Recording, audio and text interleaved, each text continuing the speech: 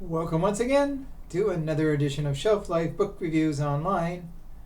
This time out, I'm bringing to your attention two great books. One exceptionally great book that I hope you will run out to buy. And that book happens to be The Island by ADRIAN MCKINTY. This is published by Little Brown and it retails for $24. All I can say is, wow. I read this book in one day. It's about 370 pages, and I started in the morning, and I could not stop reading. I had to finish it before I went to bed. It's that kind of book that really reels you in, and you will not be able to let go. It involves the Baxter family. The mother is Heather, the father is Tom, and the children are Olivia is 14 and Owen is 12. Tom is an orthopedic surgeon, and he's going to a part of Australia for a conference. But before they do that, the children want to go to a remote island because they want to see the koala and other animals. So the parents agree to that. So they go across to this remote island. There's not too many people there. It's a little tourist spot where there's not much to see, but there's a family, the O'Neill family, who runs sort of like a bed and breakfast, but it's very, very low key. So the Baxter family rents a Porsche, and they're out driving when suddenly a girl speeds out of nowhere on her bicycle. They hit her. They can't stop.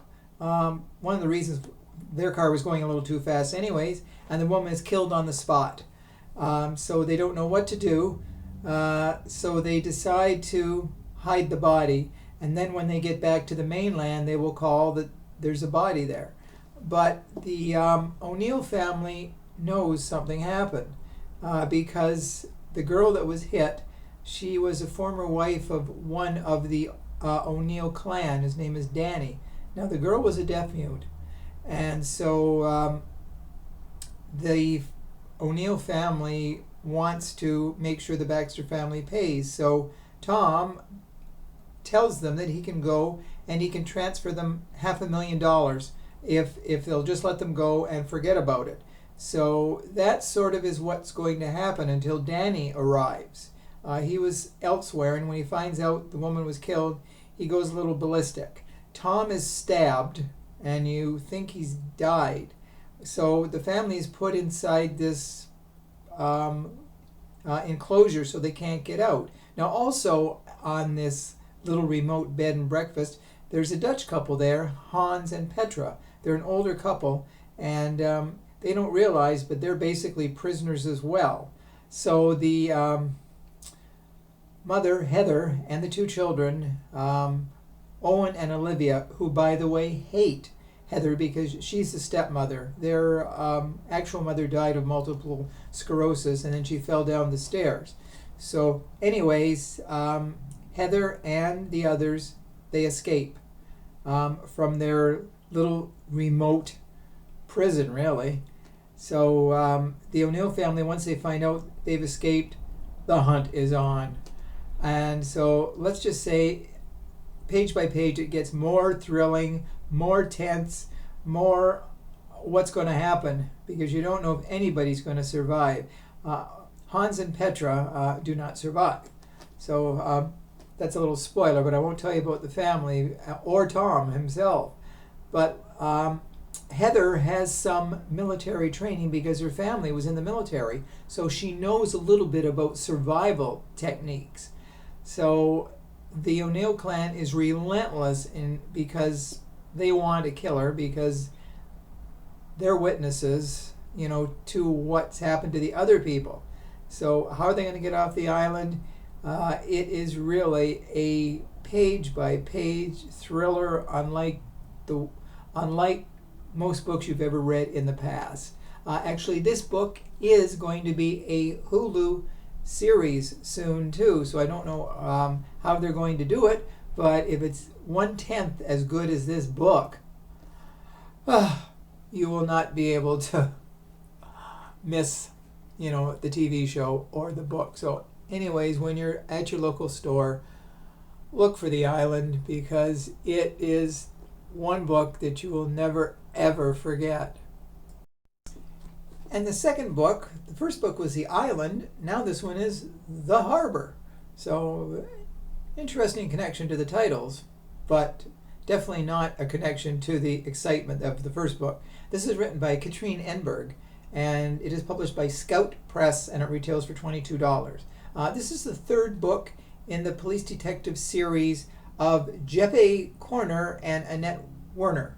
The book is a low-key police procedural. It's definitely not a book that you will want to start in the morning and want to finish at night. It's a like I say, a low-key book, well-paced. You'll want to read a few pages, do something else, read a few pages, but it is an interesting book. The book revolves around a young boy whose name is Oscar Dreyer Huff. He is 15 years old. He comes from a very wealthy family, and the boy suddenly goes missing. But there is a cryptic note that is left in the kitchen of the house when he vanishes. And I'll read the note because there's no way I can memorize it. Anyways, the note said, "He looked around and found the knife that stabbed Basil Hallward. He had cleaned it many times till there was no stain left upon it. It was bright and glistened. As it had killed the painter, it also killed the painter's work, and all that meant. It would kill the past. And when that was dead, he would be free." That's what the note said. So it's a very unusual note. So they didn't know if it was sort of a type of ransom note. Was the boy kidnapped because the family is so rich? That's what they don't know. But then the book turns deadly when Melthay Sather, Oscar's teacher, is found dead. His body is found inside an incinerator plant, and when the truck lifts bodies lifts material out of the many bins, this body is found. So the question is, did Oscar kill the teacher and put him in the plant? Did someone in the plant kill the teacher and take him there? So it is filled with a lot of questions. There are a lot of interesting suspects.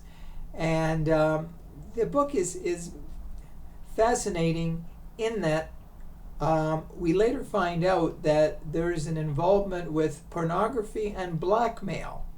And it all comes together at the end, of course. But we don't know what happens to Oscar for much of the book. I'm not going to tell you what happened to Oscar or whether he's a killer. Of course not. But this book is very different.